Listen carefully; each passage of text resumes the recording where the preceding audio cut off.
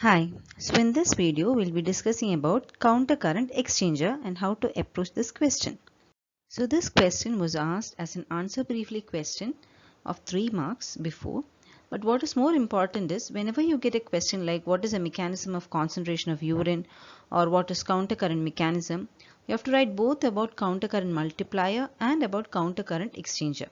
So this particular video will be useful for both answer briefly as well as your essay questions. So in the introduction, we can write about the role of counter current exchanger.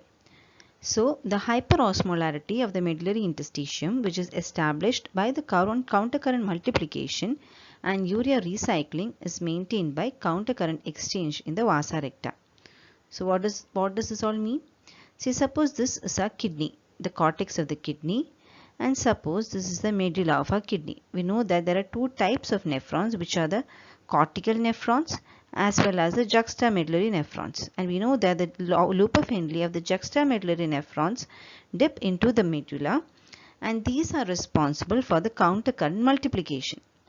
Now suppose the blood supply of the renal medulla was such that if it washes off all these interstitial osmolarity that was gained, suppose it was like this, it would just wash off all the osmolarity that was maintained by the counter current multiplier.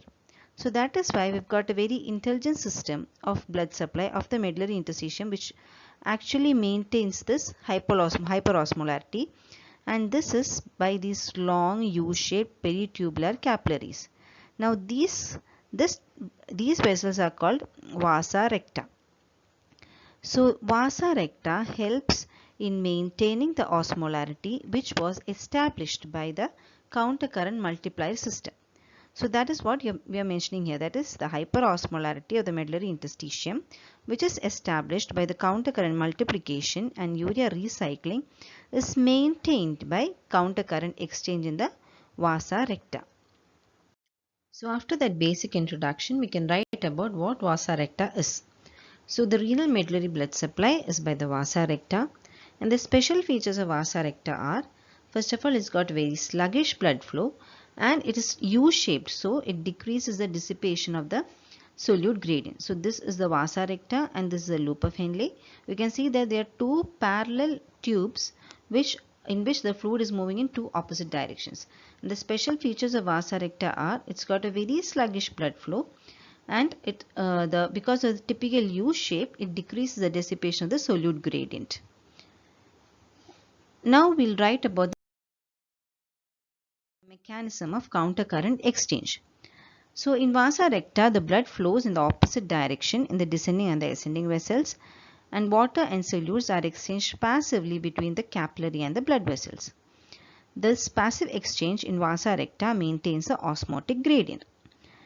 So we can just explain it with the mechanism works.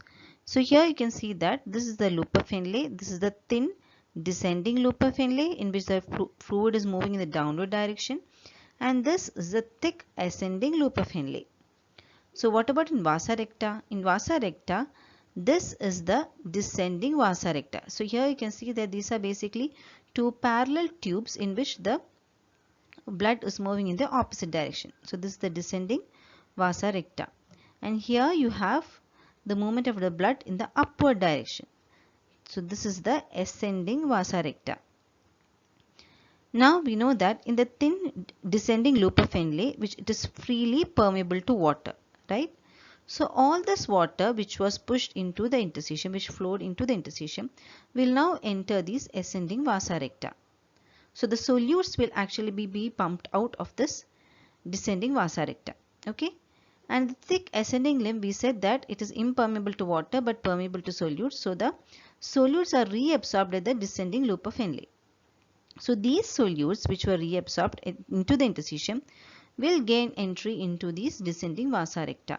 So what will happen to the osmolarity of the descending vasa recta? You see there are solutes are coming in and water is going out of the vasa recta. So what will happen to its osmolarity? This descending vasa recta will become more and more hyperosmolar. And what about the ascending vasa recta? Here you can see that there is entry of water. So here the ascending vasa recta will be more and more hyperosmolar. So actually, even though there is diffusion of solute as well as water, because of its peculiar U-shaped, the solutes and the water are actually present inside the interstitium itself. There is not much exchange that is taking place.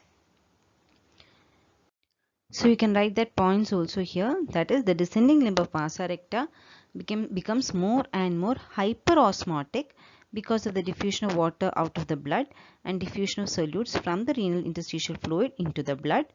And the ascending limb of vasa recta, the solutes diffuse back into the interstitial fluid and water diffuses back into the vasa recta.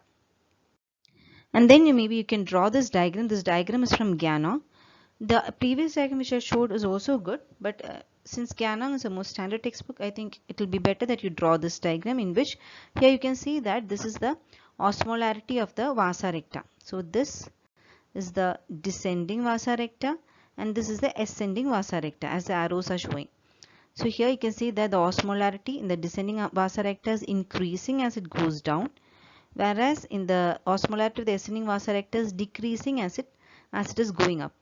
And here you can see that in the descending vasa recta, the water is moving out and the solutes are moving into the vasa recta. Whereas in the ascending vasa recta, here you can see that water is moving in and solutes are moving out. And here you can show the different parts of the kidney like the cortex and the medulla. So I think you can also maybe write some additional scoring points like the applied aspects. So what will happen if the medullary blood flow is increased? If the medullary blood flow is increased, it will actually decrease the urine concentrating ability. Okay, it reduces the urine concentrating ability. So such situations occur when the patient is taking some vasodilators. So when there is vasodilatation as well as when there is increased arterial pressure, there will be more movement of blood. So what will happen? Because of that increased flow, the solutes, there's a tendency for the solutes to just wash off. So that is the importance of the sluggish blood flow of the vasa recta. So these are a few additional scoring points. So I think that's about countercurrent exchange. It's a short topic. I hope the concept is clear. Thank you.